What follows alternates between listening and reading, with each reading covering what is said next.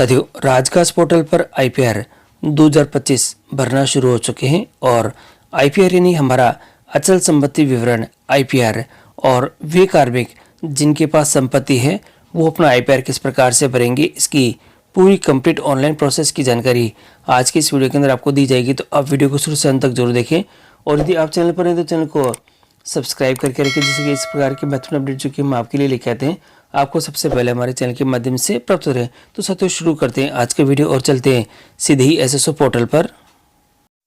साथियों, SSO portal पर login करने के बाद आपके सामने ये पेज शो हो जाएगा और यहाँ आपको गवर्नमेंट टू गवर्नमेंट ऐप है वह आपको देखनी है। यहाँ गवर्नमेंट टू गवर्नमेंट ऐप है। इस गवर्नमेंट टू गवर्नमेंट ऐप के अंदर आपको जो राजकाज आईपीआर यहाँ पे अगर आपने पहले यूज़ करा है तो वो दिखाई देगा। अगर ये यहाँ नहीं दिखाई दे तो आपको क्या करना है, ये जो आपका अदर एक्टिव ऐप है इसके अंदर आपको जाकर इसको सर्च कर लेना है और बहुत आसानी से ये सर्च हो जाएगा। आपको थोड़ा सा आइकन भी ध्यान से देख लेना है। अब मैं इसी के ऊपर यहाँ पे क्लिक कर देता हूँ। आप ऐप सर्च कर लें और ऐप पे सर्च करने के बाद इस पर आप क्लिक कर दें।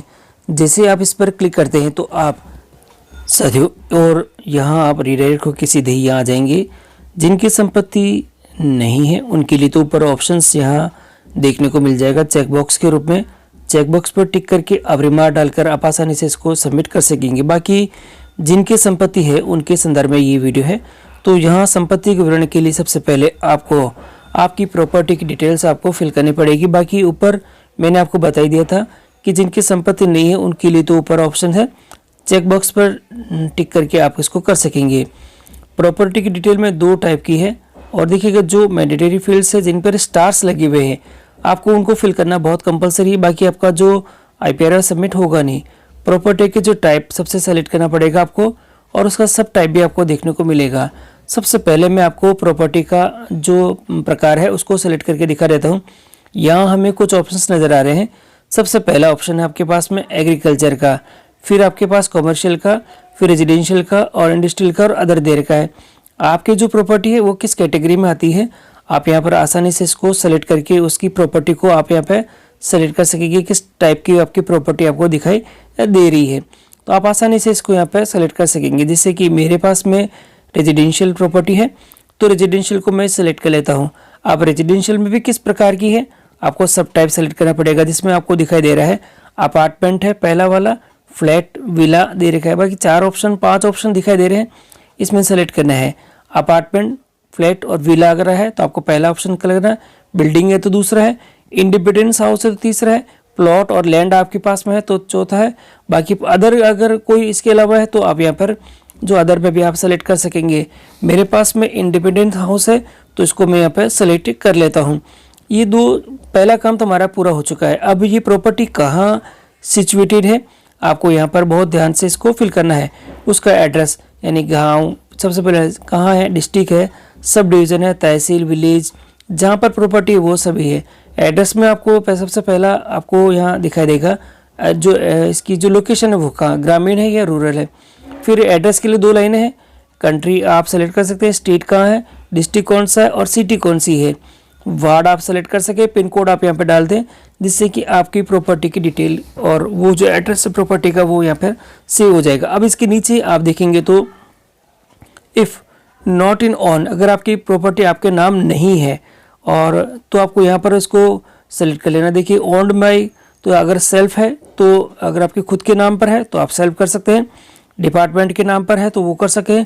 अगर आपकी जो प्रॉपर्टी वो जॉइंट है किसी की तो आप तो जॉइंट के रूप में आप उसको सेलेक्ट कर सकेंगे।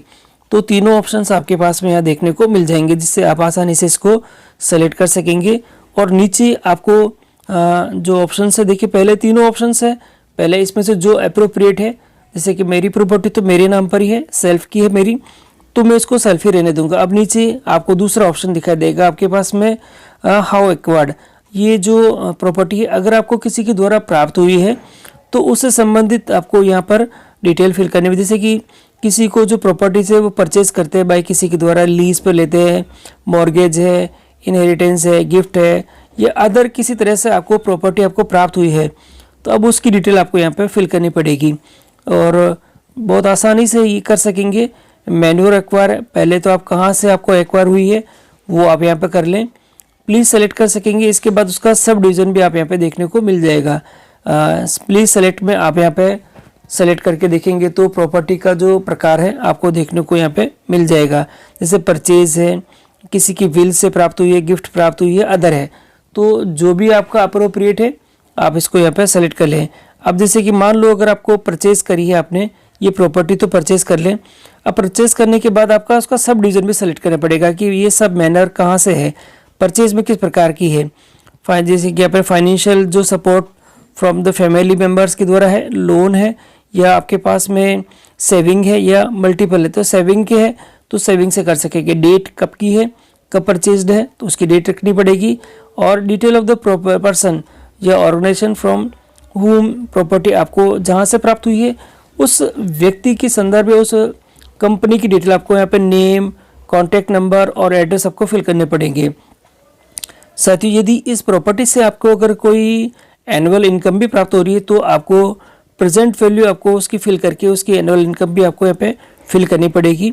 Annual income from the property अगर है तो यस करें, और है तो फिर आपको यहाँ पे प्रॉपर्टी में इनकम कितनी है आपको यहाँ पे सेलेक्ट करनी है। अगर नहीं है तो आप सीधे नो कर दे, जिससे कि आपको यहाँ से हट जाएगा। यस है तो यस कर दे, जो भी आपको अप्रोप्रिएट लेके वो आप कर सकेंगे।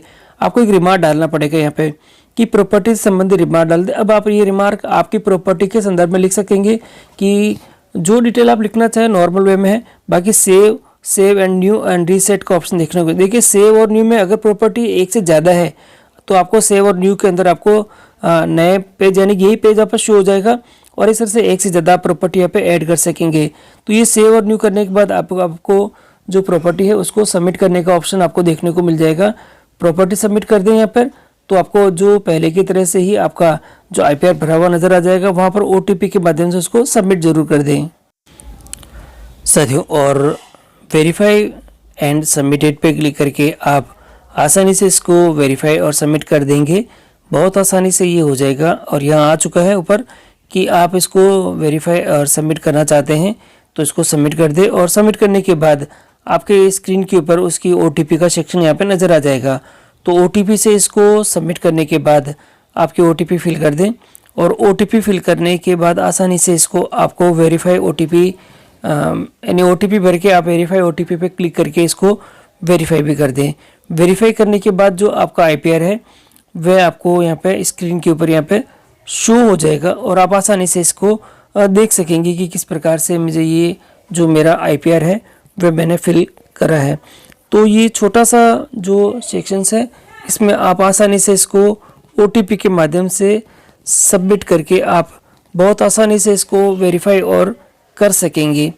तो ये जो OTP मैंने भी भर दी है इसको मैं सबमिट कर देता हूँ।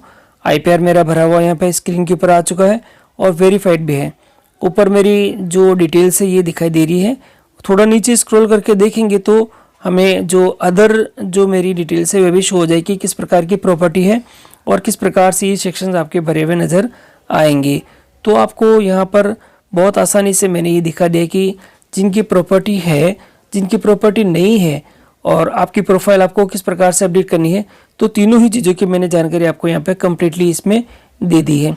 और तीनों ही के संदर्भ में जो वीडियो आपको डिस्क्रिप्शन बॉक्स में मेरे टेलीग्राम ग्रुप के ऊपर और इस वीडियो के अंत में देखने को मिल जाएंगे। साथ ही वीडियो अगर आपको अच्छा लगा है तो आप लाइक करें और शेयर करें, और चैनल पर है तो सब्सक्राइब जरूर करें, जिससे कि हमारे नोटिफिकेशन और हमारे लेटेस्ट जो वीडियोस है आपको प्राप्त होते रहे।